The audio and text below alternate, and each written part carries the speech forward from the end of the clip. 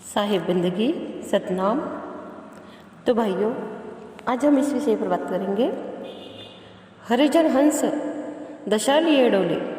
जो भी हंस जीवात्मा होता है ना, वह हंस की दशा लिए ही डोलता है, मतलब कि आचरण करता है। जैसे कि यह जो भवसागर है, यह भवसागर आवागमन के दुखों को हरण करने वाला जो परमपिता परमात्मा है, जो आदि पुरुष है, जो सत्य पुरुष मुक्तिदाता परमात्मा है ना, उसी के ही दशा में अपना जीवन यापन करता है। उसका जो प्रियजन है वह हंस दशा को प्राप्त विवेकी हंस जीव ही, जैसे कि हंस जीव हमेशा हंस की दशा में आचरण करता हुआ ही विचरण करता है। उसकी जो हंस दशा होती है ना, वह जो हंस दशा है वह सत्य पुरुष के सतत आचरण में रहने वाला ही वह जीव होता है। वह हमेशा सत्संगों में ही लीन रहता है और पान परवाना प्राप्त करके सार शब्द रूपी परमात्मा का निर्मल नाम अमी का सुमिरन और जाप ही करता रहता है। उस हंस जीव के मुख में हमेशा मुक्तिदायक जो सार शब्द रूपी मोती ही रहता है।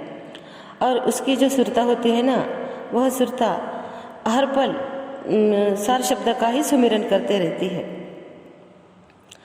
उसका जो आचरण होता है, उसके आचरण से वह परमपिता परमात्मा को लुभाकर अपनी ओर आकर्षित करता है।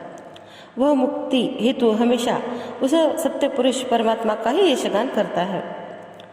अर्थात वह जो अपनी सुरती होती है ना, उस सुरती को हमेशा हर पल आठों याम उस परम पुरुष परमात्मा ही माँ में ही विलीन करते रहता है। वह मानसरोवर तटकावासी सत्य पुरुष का अनुरागी, वह हमेशा ही साधु और संतों की सत्य संगत में ही रहने वाला होता है। उसकी चेतना शक्ति हमेशा सत्य पुरुष के चरणों में ही लीन रहती है। वह संसार में रह करके ही संसार से निर्मोही तथा उदास ही रहता है। जैसे कि कमल के पत्र होते हैं, वह कीचड़ में रहने के बाद भी अपने ऊपर, जैसे कि कमल का जो फूल होता है ना, तो वह पानी के ऊपर ही तैरते हैं और कमल का फूल ऊपर ही रहता है। इसी ही तरह जो सांसारिक मोह माया से वह जीव हमेशा निर्मोही और उदास ही रहता है। उस हंस जीव के निकट अशुद्ध विषय वासना के गुण बिल्कुल भी नहीं आते। वह जीवन मुक्त होता है। वह अपने प्रियतम परमात्मा से संबंध जोड़कर प्रतिदिन ही उसका दर्शन पाता है।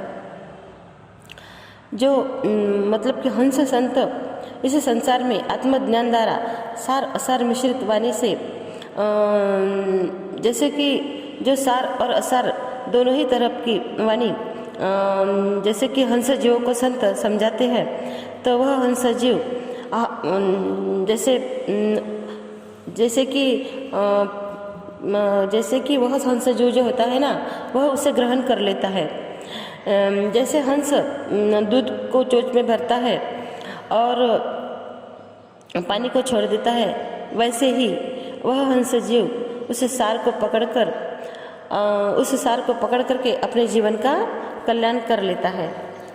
उसे पता होता है कि संतजन जो होते हैं ना, वह वृक्ष के समान होते हैं।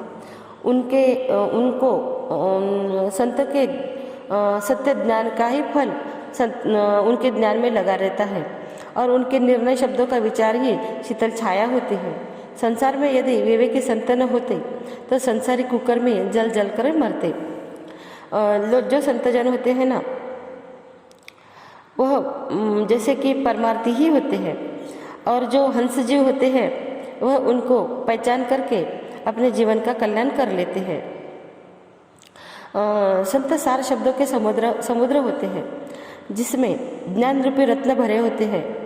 भाग्यहीन लोगों को ऐसे संतों के पास जाकर भी उनके हाथ में जैसे कंकड़ और पत्थर ही लगते हैं, क्योंकि उनमें कुबुद्धि ही भरी होती है।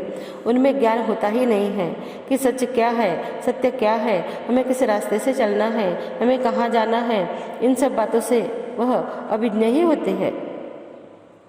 लेकिन जो हंस जीव होते हैं ना, जो हरिजन हंस दशा में सतत हर पल डोलने वाले जो जीव होते हैं ना, वह जीव को पता होता है कि हमें कहाँ, जैसे संसार से विमुक्त होकर के संतों की संगति से ही हमें सच का ज्ञान होगा। संतों की संगति से ही हमारे जैसे उनके पास जो ज्ञान का, सत्य ज्ञान का फल होता है ना, वह फल पाने की ही आस हरिजन हंस दशा में डोलने वाले जीव की होती है।